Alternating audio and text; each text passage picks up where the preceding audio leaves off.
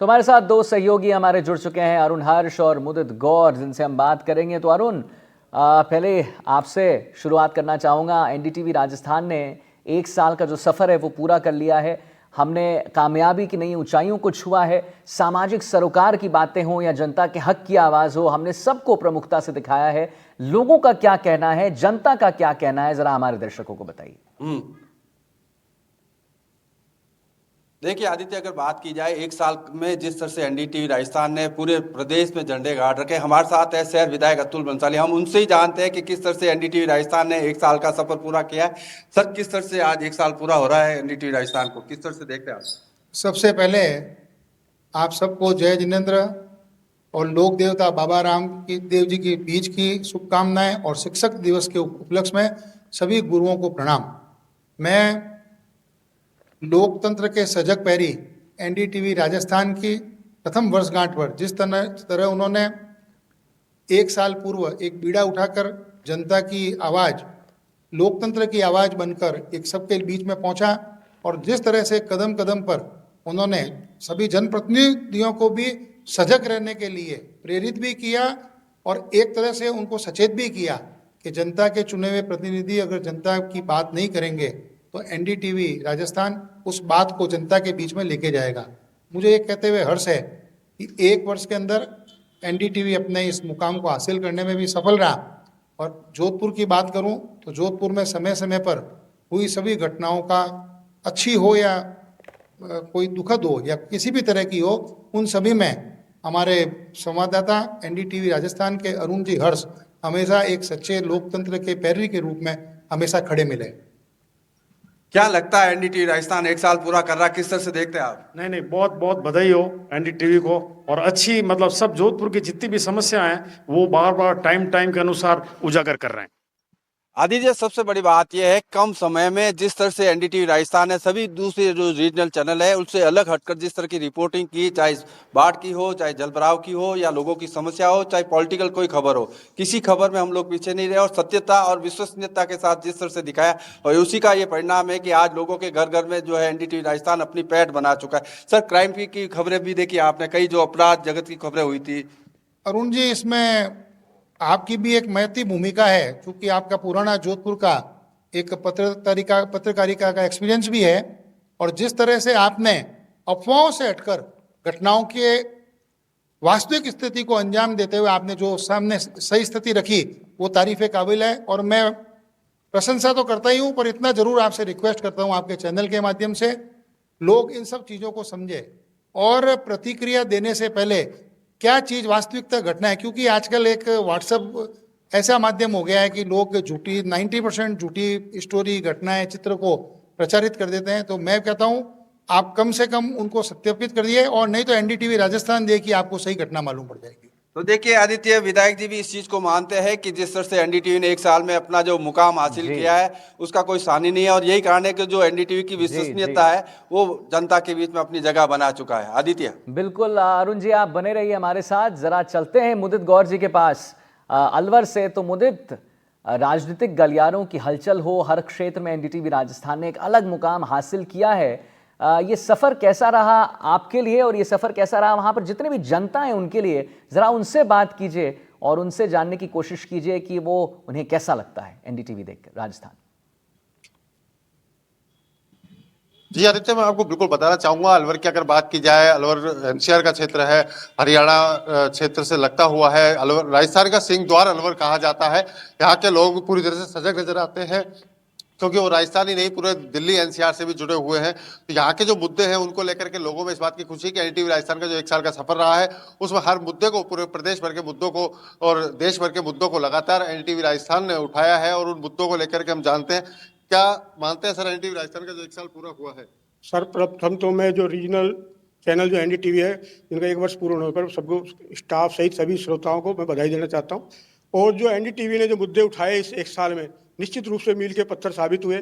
उन्होंने चाहे साइबर ठगी का मामला उठाया हो, चाहे सरिस्का का मुद्दे उठाए हो, चाहे हनुमान, चाहे बाड़मेर और गंगानगर में हमारे हिरणों की हत्या का जो मामला प्रकरण जन आंदोलन जो उठे उनको प्रमुखता स्थान दिया हो, ये सभी मुद्दे ऐसे थे जो जन सरोकार के मुद्दे थे। जिन जन सरोकार के मुद्दे से आज जो मीडिया अपने आप को दूर समझ रहा है, उसको रीजनल चैनल जो एनडीटीवी ने उठाया और उस पर सरकार भी सचेत हुई और सरकार को चेत होने के बाद उनमें हल निकलने का भी प्रयास किया गया। चाहे हनुमानगढ़ का मामला हो, चाहे गंगानगर का मामला हो, चाहे बाड़मेर के हिरणों के मामले में उन लोग अपराधियों को पकड़े गए, और चाहे साइबर ठगी का जो बात ये है उसके तहत अलवर भरतपुर में जो साइबर ठगी का जो मांग एक्सटॉर्शन का जो काम चल रहा था उस पर बहुत तेजी से मुलजिमों को गिरफ्तारी गई और उस पर लोगों पे बहुत बड़ा अंकुश लगाए।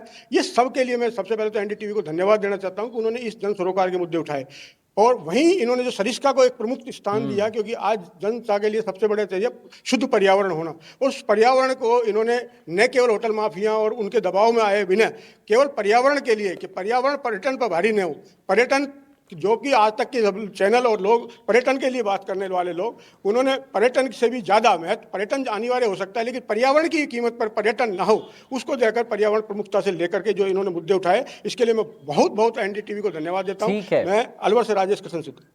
ये जो मुद्दे हैं उनको लेकर के उन्होंने साफ कहा कि जो मुद्दे हैं उनको उठाया गया, प्रमुखता से उठे और उन पर सरकार ने भी एक्शन लिया। साइबर ठगों की कमर तोड़ने से लेकर साइबर ठगों अपराधियों के ठिकानों पर बुलडोजर्स भी चले हैं, बस क्योंकि हमने उसको प्रमुखता से एनडीटीवी राजस्थान ने वो खबरें दिखाई। बहुत बहुत धन्यवाद आपका मुदित, और बहुत बहुत धन्यवाद अनुज जी, आप हमारे साथ जुड़े। और एनडीटीवी राजस्थान ने 1 साल का सफर पूरा कर लिया है। इस 1 साल में चैनल में कामयाबी की नई ऊंचाइयों को छू लिया है चैनल ने, चाहे वो सामाजिक सरोकार की बात हो या फिर जनता के हक की आवाज़ हो या फिर राजनीतिक गलियारे की हलचल हो। हर क्षेत्र में आप पाएंगे कि एनडीटीवी राजस्थान ने एक अलग ही मुकाम हासिल किया है। आखिर कैसा रहा ये 12 महीनों का सफर, आइए आपको इस रिपोर्ट के जरिए दिखाते हैं।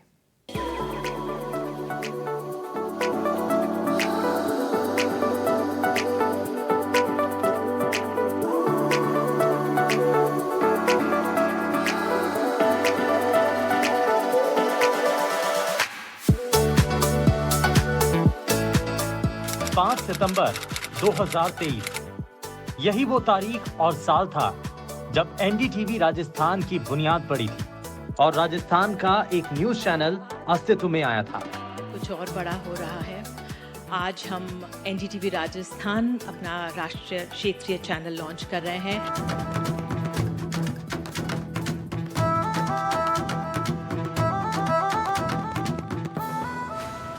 चैनल की शुरुआत ही विधानसभा चुनाव वाले साल में हुई, लिहाजा हम सबके सामने चुनौतियां भी बड़ी थीं। राजस्थान में चुनाव जो है गर्मी की तरह जोरों पे है।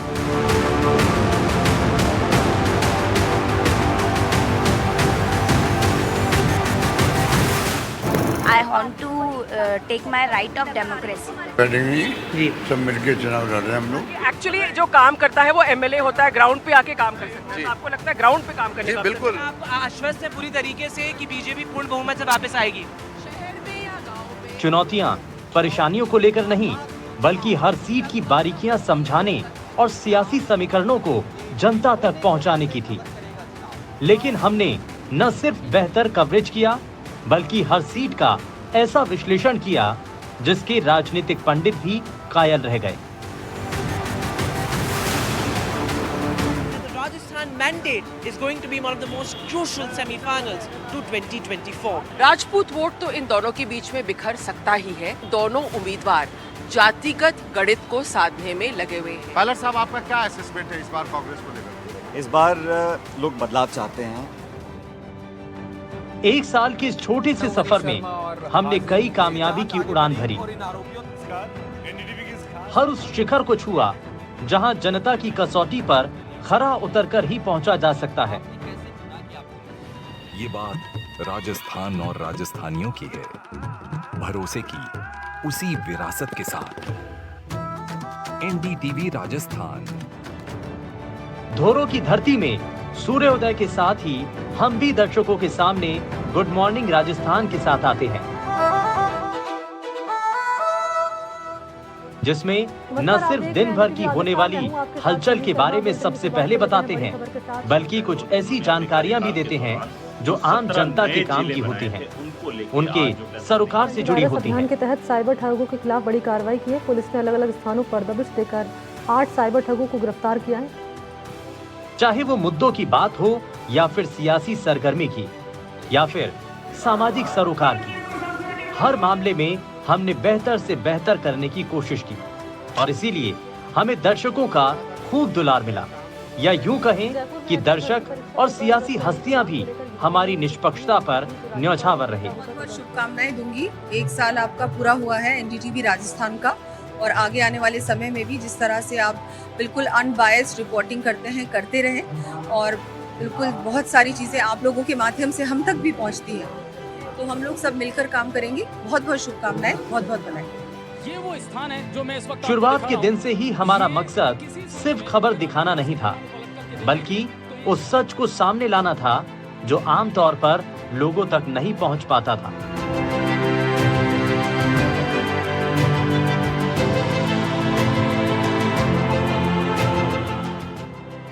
बेबाकी और पारदर्शी तरीके से हमने वो मुद्दे उठाए जिनसे जनता का सीधा सरोकार था, जिनसे सत्ता का सीधा वास्ता और नाता था। इसीलिए तो हुक्मरानों को भी हमारी बातों पर एतबार रहा। एनडीटीवी राजस्थान जिसको 1 साल पूरा हुआ है, मैं आप सबको बधाई देता हूँ, आप पूरे स्टाफ को बधाई देता हूँ। मेरा यही आग्रह है आपसे कि जनता की आवाज़ सरकार तक पहुँचाइए और सरकार का काम जनता तक लेके जाइए ताकि राष्ट्र मजबूत हो। आज एक ऐसे मुद्दे को लेकर के हम बात करने जा रहे हैं। 1 साल के सफर में हमने सिर्फ खबरें नहीं दिखाई, बल्कि कई ऐसे कार्यक्रम भी लेकर आए जिससे दर्शकों को किसी मुद्दे को समझने में और उस पर राय बनाने में आसानी हुई।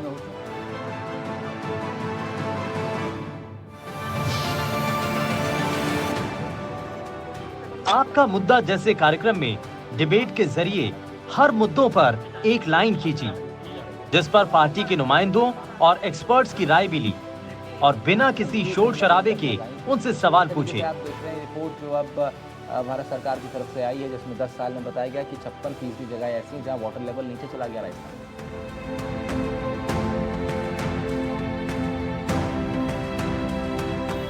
शाम में जिस वक्त लोग बिना शोर शराबे के अपने आसपास के जमीनी हालात को देखना और जानना चाहते हैं, उस मिजाज को समझते हुए हम ग्राउंड रिपोर्ट लेकर आपके सामने आते हैं, जिसमें सीधे ग्राउंड से रिपोर्टर अपनी बात रखते हैं और मुद्दों पर बेबाकी से जमीनी तस्वीर दिखाते हैं। जोधपुर में मानसून की बारिश के बाद में कहीं ऐसे क्षेत्र हैं जहां जल भराव है। आम आदमी का थोड़ी सी बरसात आने पर भी यहाँ पर निकलना दूभर हो जाता है। एनडीटीवी राजस्थान की टीम पहुंची है झोटवाड़ा की निवारू रोड पे। आप तस्वीरें देख सकते हैं कि यहाँ पे जो बारिश है, पहली बारिश हुई है मानसून की, और इससे पहले आप देखेंगे कि ये जो पानी है उसकी वजह से आम लोगों को काफ़ी दिक्कत है। हर दर्शक की चाहत होती है कि प्राइम टाइम पर वो खबर दिखे जिससे वो कुछ नया जान सके, खबर की आगे की खबर को पहचान सके, खबर की बारीकियों को समझ सके। माना जाता है जो कि रेगिस्तान का इलाका है।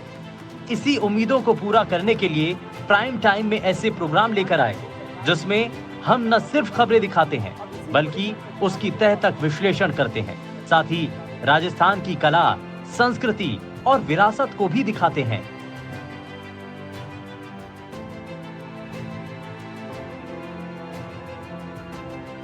यह एक है पन्ना मीणा की बावरी, जो अपने अद्भुत स्थापत्य कला के लिए भी जानी जाती है। पेपर लीक केस में गिरफ्तार पूर्व इसके तुरंत बाद रात 10 बजे खबरों का एक ऐसा गुलदस्ता लेकर के आते हैं जिससे पूरी खबरें आप तक पहुंच पाती हैं। कहीं न कहीं यही वजह है कि दर्शकों ने हमें भी वो मान सम्मान दिया जो सिर्फ ईमानदारी और बेहतर कंटेंट दिखाने से ही मिल पाता है।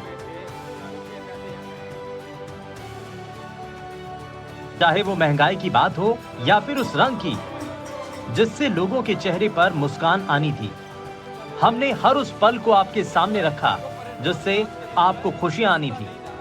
पर्व त्योहारों में प्रदेश की रौनक दिखाई तो होली पर रंगों से सबको सराबोर भी किया।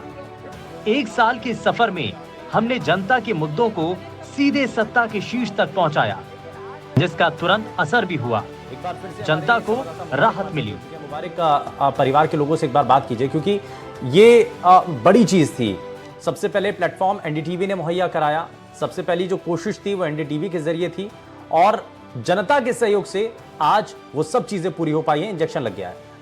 यानी एनडीटीवी राजस्थान ने न सिर्फ खबरों से वास्ता रखा, बल्कि अपनी उन जिम्मेदारियों को भी पूरा किया जिसकी पत्रकारिता में एक उम्मीद की जाती है। और इसीलिए हम चैनलों की भीड़ से अलग रहे और अपनी एक खास जगह और पहचान बनाई। हमने नंबरों में नहीं बल्कि खबरों पर भरोसा जताया। इसीलिए दर्शकों ने भी हमारी कोशिश को सराहा। एक साल के इस सफर पर हमने बेहतर करने की कोशिश की। इसीलिए तो दर्शक और सियासी गलियारों में कामयाबी के एक साल की चर्चा है।